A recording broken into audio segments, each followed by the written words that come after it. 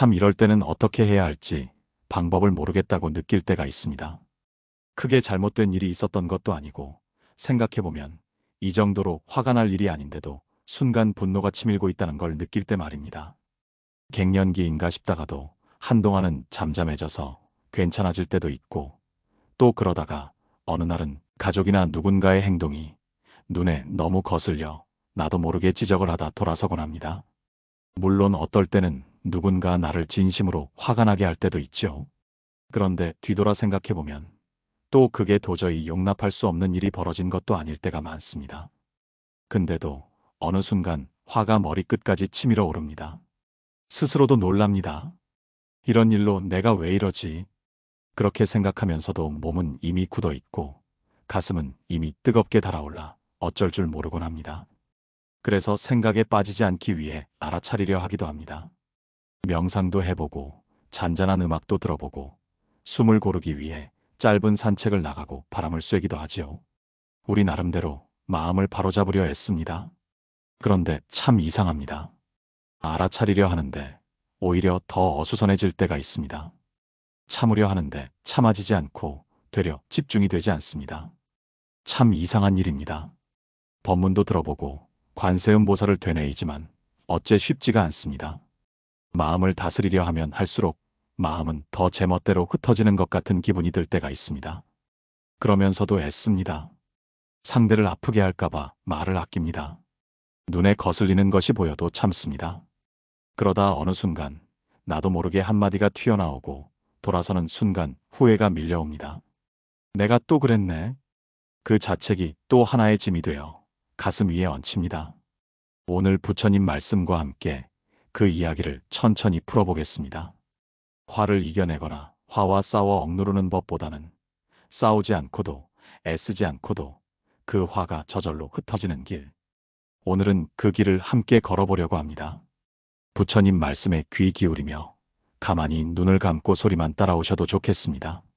어느 순간 스르르 잠이 들더라도 굳이 모든 내용을 머릿속에 넣으려 애써 붙잡지 않고 생활 속 백색 소음 마냥 마음 한 곳에 조용히 스며들면 그것으로 충분합니다.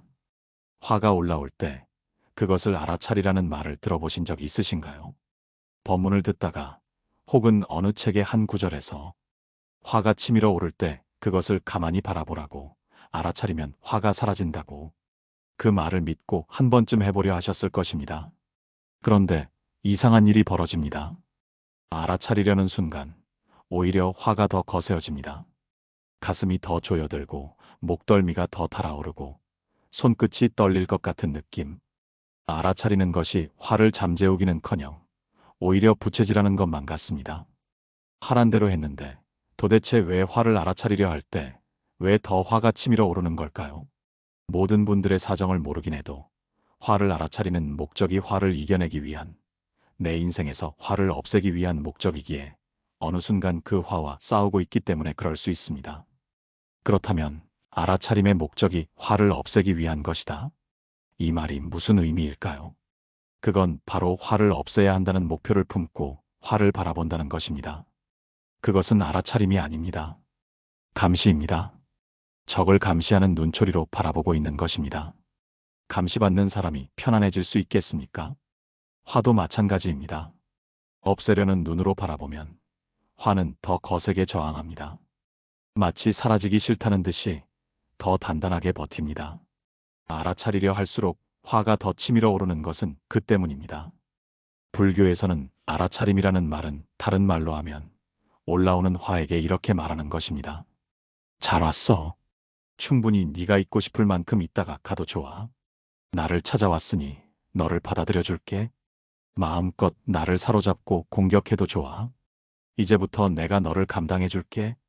이제 시작해봐. 법상 스님께서는 이렇게 말씀하셨습니다.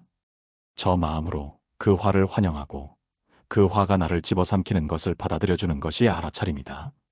그러면서 그 화가 나를 어떻게 집어삼키는지를 그저 편안하게 감상해주는 것이 알아차림이다. 그저 바라봐주는 것이다. 네가 하고 싶은 대로 나를 집어삼켜라고 했으니 그걸 어떻게 하는지 그저 단순한 관심으로 지켜보면 된다고. 그런데 신기한 점은 이때부터 시작된다고 합니다.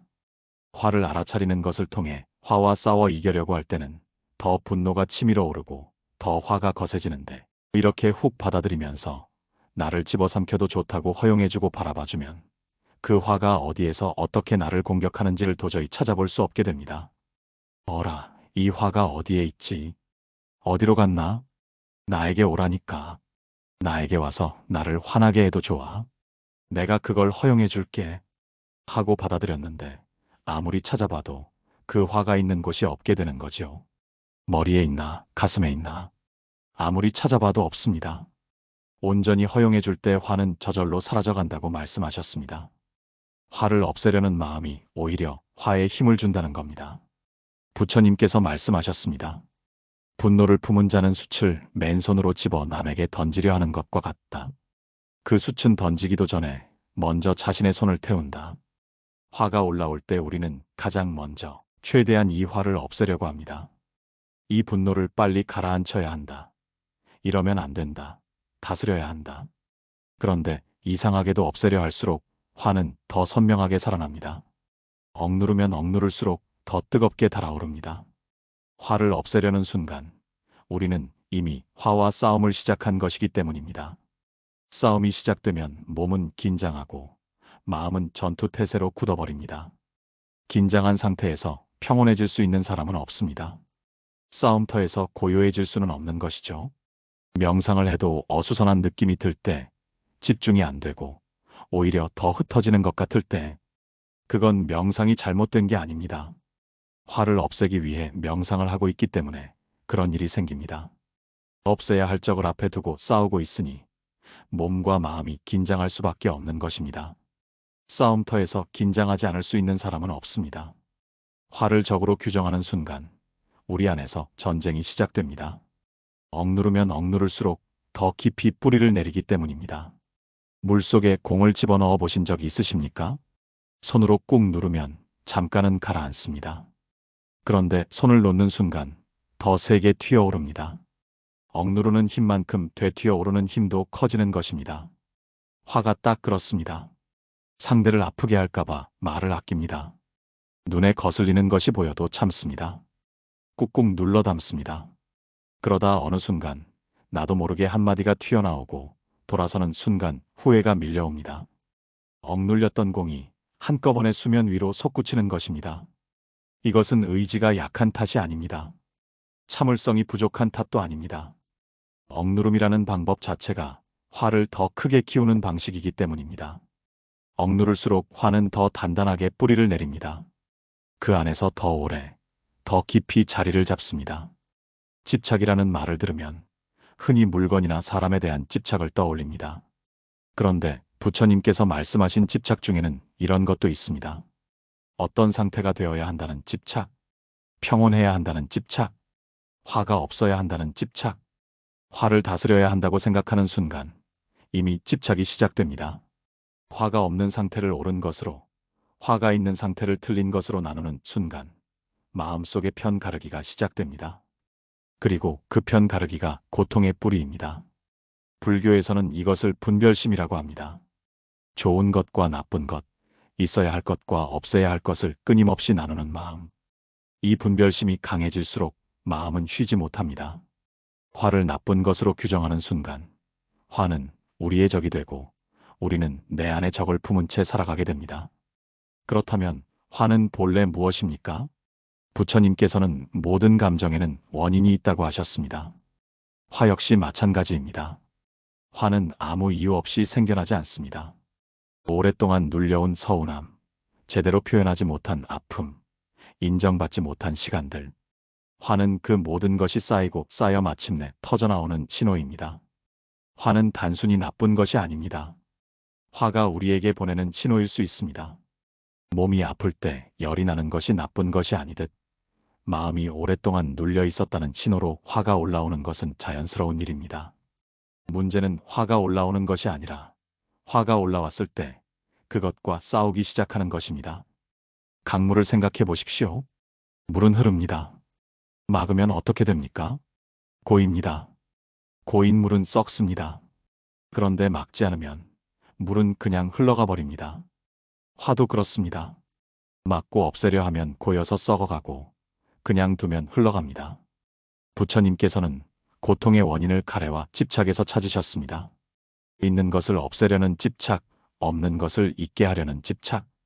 화를 없애야 한다는 마음도 그 집착 중 하나입니다. 화를 없애려는 집착이 강해질수록 화는 오히려 더 단단하게 자리를 잡습니다. 쫓아내려 할수록 더 깊이 숨어드는 것입니다. 이것이 화를 알아차리려 할수록 화가 더 거세어지는 진짜 이유입니다. 알아차림의 목적이 화를 없애는 것이었기 때문입니다. 없애려는 마음이 화를 더욱 단단하게 붙들고 있었던 것입니다. 화를 없애야 할 적으로 보는 것이 아니라 잠시 찾아온 손님으로 바라보기 시작할 때 비로소 다른 길이 열립니다. 한번 떠올려 보십시오. 화가 가장 극심하게 치밀어 올랐던 그 순간을. 꼭 오래전 일이 아니어도 됩니다. 어제일 수도 있고 오늘 아침일 수도 있습니다. 누군가 내 말을 끊었을 때, 오랫동안 애써온 것을 아무도 알아주지 않았을 때, 당연히 고맙다는 말 한마디 들을 줄 알았는데 돌아온 것은 침묵이거나 핀잔이었을 때, 그 순간 가슴 어딘가에서 뜨거운 것이 올라오는 느낌 기억하십니까? 그때 어떻게 하셨습니까? 꾹 눌렀습니까? 입술을 깨물고 숨을 참고 그 뜨거운 것이 가라앉기를 기다리셨습니까? 아니면 참다 결국 한마디 내뱉고 나서 그 말이 입 밖으로 나간 것을 후회하며 밤새 뒤척이셨습니까? 참으면 속이 타고 표현하면 후회가 남습니다. 어느 쪽을 택해도 화는 사라지지 않습니다. 오히려 참을수록 화는 더 깊은 곳으로 내려가 자리를 잡고 다음번에 더 작은 일에도 더 크게 터져나옵니다. 평생 화를 눌러온 분들이 어느 날 아무것도 아닌 일에 폭발하는 것은 그 때문입니다. 화가 갑자기 커진 것이 아닙니다. 오래전부터 쌓여온 것이 마침내 흘러넘친 것입니다. 그 화가 몸 어디에 있는지 느껴보신 적 있으십니까? 가슴 한복판에 돌처럼 앉아있는 것 같다는 분이 있습니다. 목구멍 어딘가에 걸려서 내려가지도 올라오지도 않는 것 같다는 분이 있습니다. 명치 아래쪽이 늘 묵직하다는 분도 있습니다. 머리가 뜨겁고 귀가 울리는 것 같다는 분도 있습니다. 화는 생각이기 이전에 몸의 감각입니다. 머리로 화를 다스리려 하는 것이 잘 안 되는 이유가 여기 있습니다. 화는 이미 몸 안에 자리를 잡고 있는데 생각으로 그것을 제압하려 하니 몸과 머리가 따로 싸우는 꼴이 됩니다. 더 깊은 문제가 있습니다. 화를 다스려야 한다고 생각하는 순간 우리는 화가 올라온 자신을 이미 잘못된 존재로 보기 시작합니다. 화가 나면 안 되는데 화가 났다? 이 나이에 이 정도 일로 이렇게 화를 내다니. 그 자책이 화 위에 더 씌워집니다. 화가 났다는 것 자체가 이미 오랫동안 무언가를 참아왔다는 뜻입니다. 오랫동안 자신보다 남을 먼저 생각해왔다는 뜻입니다. 오랫동안 입을 다물고 표정을 감추고 속으로만 사겨왔다는 뜻입니다. 그런데 그 모든 세월 끝에 올라온 화를 두고 또다시 스스로를 탓하고 계십니다. 그 화는 당신이 살아있다는 증거입니다. 그 화는 당신이 그토록 오랫동안 버텨왔다는 흔적입니다. 없애야 할 것이 아닙니다. 먼저 그 사실을 알아주어야 합니다. 선불교에 이런 말이 있습니다. 저항하지 마라. 흐르는 것은 흐르게 두어라. 화가 올라올 때 우리는 본능적으로 그것을 밀어냅니다. 오면 안 된다. 이러면 안 된다. 빨리 사라져야 한다. 그런데 밀어낼수록 화는 더 강하게 밀고 들어옵니다. 밀어내는 힘과 밀고 들어오는 힘이 정면으로 부딪히는 것입니다. 그렇다면 반대로 해보십시오. 밀어내지 마십시오. 맞아들이십시오. 화가 올라오면 속으로 이렇게 말해보는 것입니다. 왔구나. 그래, 왔으면 있어도 된다. 싸우지 않는 것입니다. 문을 열어주는 것입니다. 이것이 허용입니다. 허용은 화를 좋아한다는 뜻이 아닙니다. 화가 옳다는 뜻도 아닙니다. 다만 지금 이 순간 이 화가 여기 있다는 사실을 있는 그대로 인정하는 것입니다. 싸움을 멈추는 것입니다. 화를 환영하면 화가 머물 곳을 잃어버립니다. 조금 이상하게 들리실 수 있습니다.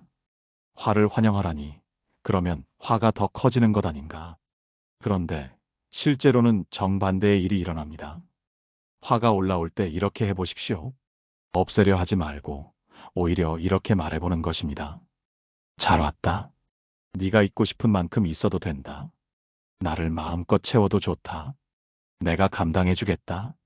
그리고 그 화가 나를 어떻게 채우는지를 그저 바라보는 것입니다. 화를 환영하고 바라보려는 순간 그 화가 어디 있는지 찾을 수가 없게 될 것입니다. 머리에 있나, 가슴에 있나, 아무리 찾아봐도 없습니다. 분명히 아까까지 그렇게 뜨겁게 타오르던 것이 온전히 허용해주는 순간 어디론가 흩어져 버립니다. 이것은 기적이 아닙니다. 화는 저항을 먹고 삽니다. 싸울 상대가 있어야 버티는 것입니다. 그런데 싸울 상대가 사라지면 화는 더 이상 머물 곳이 없어집니다. 강하게 밀어붙일 곳이 없으니 그냥 흩어지는 것입니다. 이것이 부처님께서 말씀하신 허용의 지혜입니다. 허용은 체념이 아닙니다. 화가 나도 어쩔 수 없다며 포기하는 것이 아닙니다. 허용은 지금 이 순간 올라오는 화를 있는 그대로 인정하는 것입니다. 화가 여기 있구나. 화가 지금 나를 찾아왔구나. 그렇구나. 그렇게 화를 맞이하는 것입니다. 쫓아내지 않고, 억누르지 않고, 싸우지 않고, 그저 문을 열어 들어오게 하는 것입니다. 잘 왔다고, 네가 있고 싶을 만큼 있다가 가도 좋다고, 그렇게 화에게 자리를 내어주는 것입니다. 처음에는 이것이 두렵게 느껴질 수 있습니다. 화를 허용하면 화에게 집어삼켜지는 것 아닐까? 화를 받아들이면 더 걷잡을 수 없어지는 것 아닐까? 그런 걱정이 드는 것은 자연스럽습니다. 평생 화를 눌러온 분들일수록 화를 허용한다는 것이 낯설고 무서운 일처럼 느껴집니다. 하지만 마치 힘껏 밀었는데 벽이 없어서 그냥 앞으로 쓰러지는 것처럼 화는 맞설 것이 없어지면 스스로 흩어집니다. 부처님의 가르침 중에 관수행이 있습니다. 마음에서 일어나는 것을 그저 바라보는 수행입니다. 좋다 나쁘다 판단하지 않고 없애려 하지 않고 그저 일어나는 것을 일어나는 대로 바라보는 것. 그 바라봄 자체가 수행입니다. 화를 없애는 것이 수행이 아니라 화를 바라보는 것이 수행입니다. 바라본다는 것은 거리를 두는 것이기도 합니다. 화 안에 빠져드는 것이 아니라 화를 바라보는 자리에 서는 것입니다. 화가 일어나고 있구나. 지금 내 가슴이 뜨거워지고 있구나. 지금 내 손이 떨리고 있구나. 그렇게 화가 나를 어떻게 움직이는지를 단순한 관심으로 지켜보는 것입니다. 그 순간 우리는 화 그 자체가 아니라 화를 바라보는 존재가 됩니다. 그럼 바라봄이란 무엇일까요? 그건 바로 감시가 아닌 동반입니다. 허용하고 바라본다는 것, 말로는 쉽습니다. 그런데 막상 하려면 막막하게 느껴지실 수 있습니다. 바라본다는 것이 정확히 무엇인지 잘 모르겠다고 하시는 분들도 많습니다. 바라봄은 판단하지 않는 것입니다. 이 화가 옳은가 그른가, 내가 맞는가 틀리는가를 따지지 않는 것입니다. 그저 지금 이 순간 가슴이 어떻게 뛰고 있는지, 어깨가 어떻게 굳어 있는지, 숨이 어떻게 짧아지고 있는지를 그냥 느끼는 것입니다. 마치 하늘에 구름이 지나가듯이 내 안에서 화가 움직이는 것을 그냥 지켜보는 것입니다. 구름을 없애려 하지 않아도 구름은 스스로 흘러갑니다. 하늘은 구름과 싸우지 않습니다. 그저 그 안에 구름이 있도록 허락할 뿐입니다. 우리가 바라보는 사람이 되는 것은 바로 그런 것입니다. 화와 싸우지 않고 화를 없애려 하지 않고 그저 화가 여기 있구나 하고 바라봐주는 것입니다. 그 순간 우리는 화에 휩쓸리는 사람이 아니라 화를 바라보는 사람이 됩니다. 화를 허용하고 바라보는 연습을 거듭하다 보면 어느 순간 이런 것을 발견하게 됩니다. 화가 사라진 자리에 고요함이 남는다는 것입니다. 아무것도 없는 텅 빈 고요함이 아닙니다. 아주 조용하고 따뜻한 무언가가 거기 있습니다. 부처님께서는 그것을 본래 마음이라고 하셨습니다. 화도, 불안도, 걱정도 오기 전부터 거기 있었던 마음입니다. 화가 아무리 거세게 불어도 흔들리지 않는 그 자리입니다.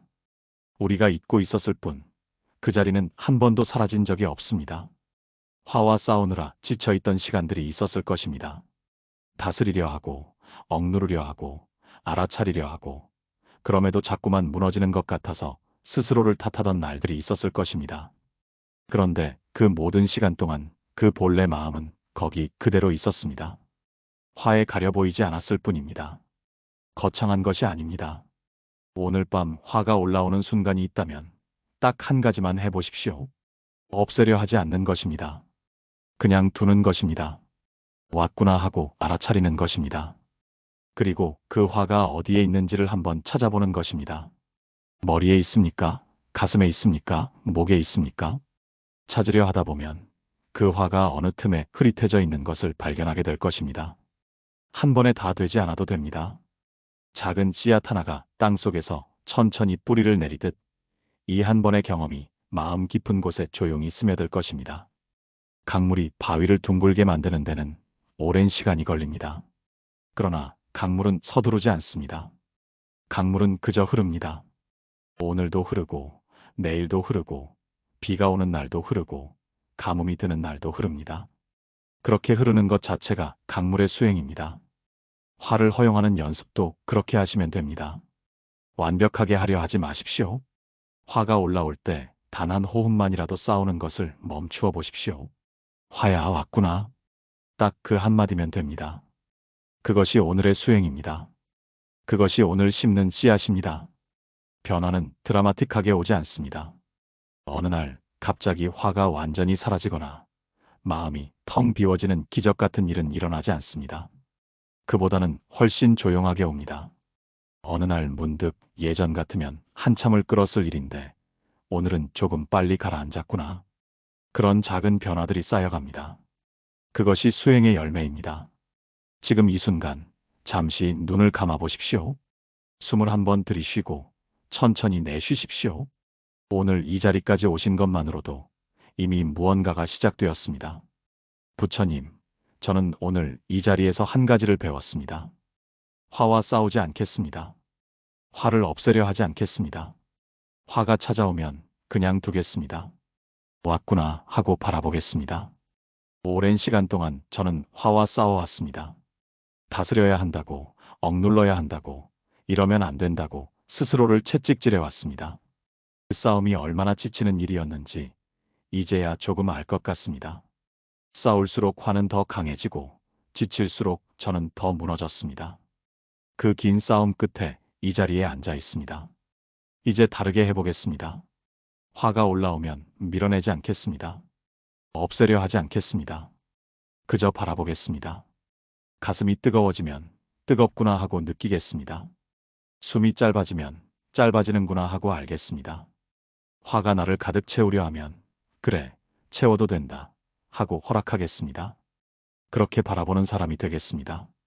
화에 휩쓸리는 사람이 아니라 화를 바라보는 사람이 되겠습니다.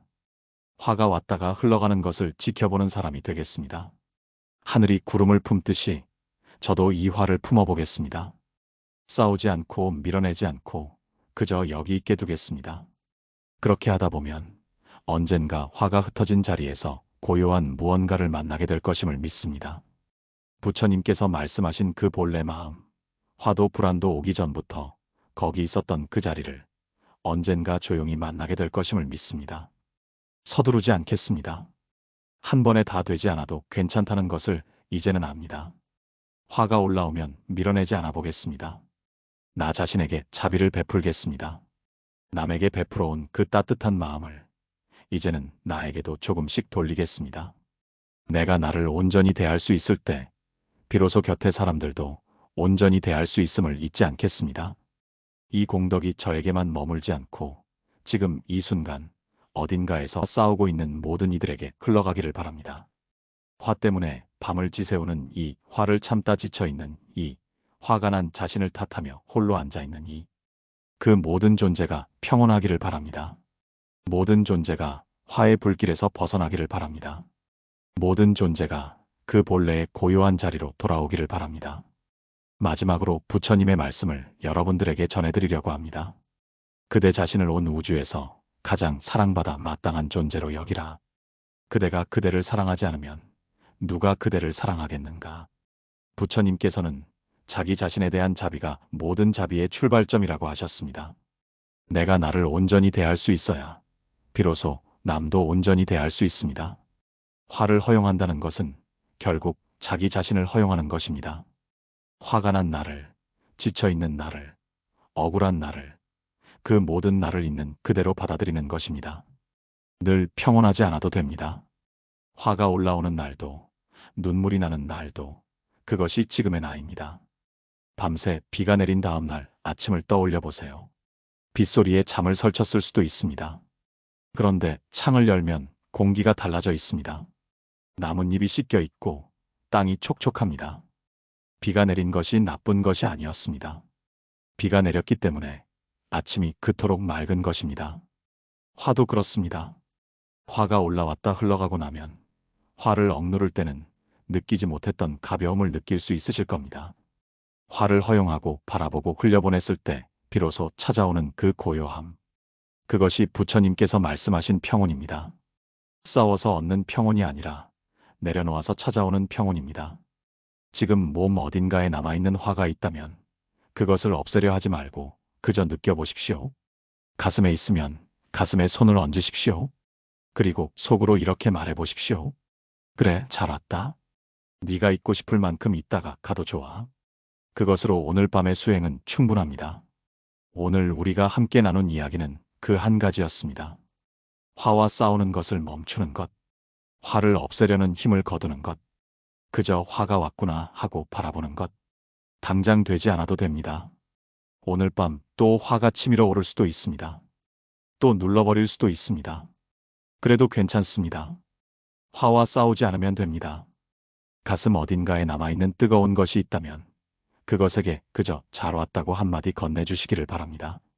억누르지 않아도 되는 밤, 싸우지 않아도 되는 밤이 되시기를 바랍니다. 천천히 눈을 감으십시오. 강물처럼 흐르십시오.